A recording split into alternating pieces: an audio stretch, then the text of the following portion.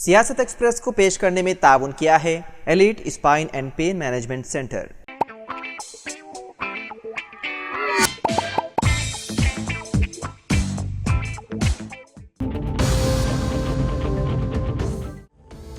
Cable operators और internet service फराहम करने वालों ने हैदराबाद में बिजली के खंभों से केबल हटाने का काम तेज कर दिया है। उन्होंने southern power distribution company of Telangana limited के चेयरमैन और managing director Musharraf Ali Farooqui IAS की हिदायत के बाद ये अमल शुरू किया।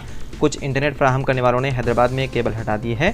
iNet, एक्ट फाइबर, GTPL और भारत फाइबर ने अपने तफवीज़ करदा कामों का तकरीबन 100% मुकम्मल कर लिया है।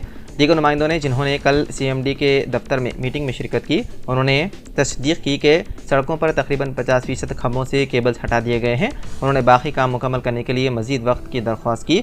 जवाब में CMD ने कहा कि हैदराबाद में केबल ऑपरेटर्स और इंटरनेट फराहम करने वालों को पहले ही काफ़ी वक्त दिया गया है। ये मामला वज़ीर आला और नायब वज़ीर आला की तवज्जो में लाया जाएगा और उसके मुताबिक कार्रवाई की जाएगी।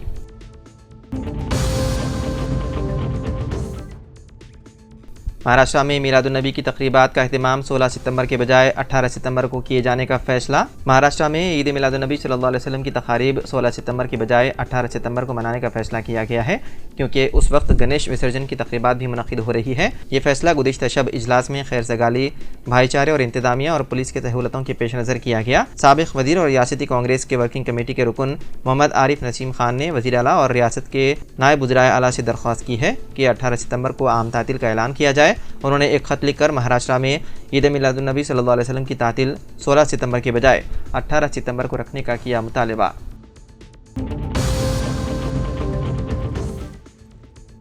कम उम्र बेटे को जायदाद में बेटे को हिस्सा देने का मुतालबा करते हुए बीवी ने शोहर के आखिरी रसूमात को रुकवा दी। रियासत तेलंगाना के ज़िले पेदापल्ली के वल्लुचारम मौजे से ताल्लुक़ रखने वाले 36 साला सुनील की शादी संध्या नामी खातून से हुई थी। उन्हें एक बेटा है। सुनील और संध्या 1 साल से अलग रह रहे थे।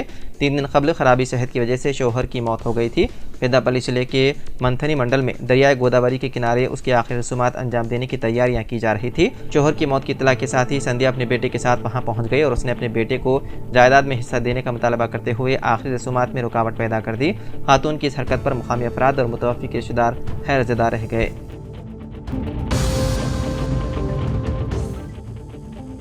गुंटूर पुलिस की जानिब से जब्त शुदा शराब को तल्फ किया जाता है। रियासत आंध्र प्रदेश में पेश आए अजीब व गरीब वाक़े में शराबियों ने तल्फ की जाने वाली शराब की बोतलें लूट ली। ये वाक़या गुंटूर जिले के एटको रोड डंपिंग यार्ड के पास पेश आया। पुलिस की जानिब से 50 लाख रुपए की शराब तल्फ की जा रही थी। इस बात की तलाकी मिलते ही शराबियों का हुजूम वहाँ पहुँच गया और पुलिस की मौजूदगी में शराब की बोतलें उठा कर भागने लगे। पुलिस ने हल्की सी ताकत का मुजाहरा करते हुए उन्हें वहाँ से भगा दिया। कांग्रेस में शमूलियत इख्तियार करने वाले BRS के रुकन असम्बली कड़ियम श्रीहरी ने हाई कोर्ट के सिंगल जज के फैसले के खिलाफ डिवीज़न बेंच पर अपील दायर करने का इशारा दिया। हाई कोर्ट की जानिब से अंदरून 4 हफ्ते मुनहरिफ अरकान के खिलाफ दरख्वास्तों की समाअत से मुतालिक अहकामात के बाद मीडिया से बात करते हुए कड़ियम श्रीहरी ने कहा कि उन्हें मीडिया के जरिए हाई कोर्ट के फैसले का इल्म हुआ है। मैंने अभी तक हाई कोर्ट का मुकम्मल फैसला नहीं पढ़ा। कड़ियम श्रीहरी ने कहा कि उन्हें अदलिया पर मुकम्मल भरोसा है कि इंसाफ मिलेगा। उन्होंने कहा कि ज़रूरत पड़ने पर सिंगल जज के फैसले के खिलाफ डिवीज़न बेंच पर अपील की जाएगी।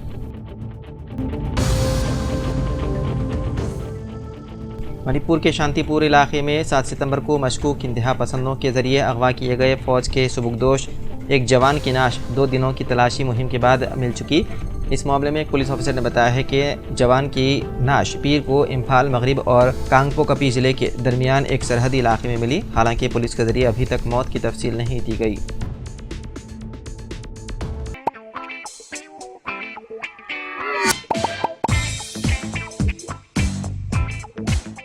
Elite spine and pain management centre बगैर ऑपरेशन और बिना पेन के अद्वियात के एडवांस्ड टेक्नोलॉजी के जरिए सिर्फ छोटे इंजेक्शन से कमर और घुटनों के दर्द का शर्तिया इलाज। डॉक्टर प्रकाश गुड़ीपुड़ी और doctor Mohan Irva interventional pain physician जैसे तजुर्बेकार डॉक्टर्स 25,000 से भी ज्यादा मरीजों का कामयाब व इत्मीनान बख्श इलाज। राबिता कीजिए elite spine and pain management centre, Manikunda और दिलसुख नगर, हैदराबाद।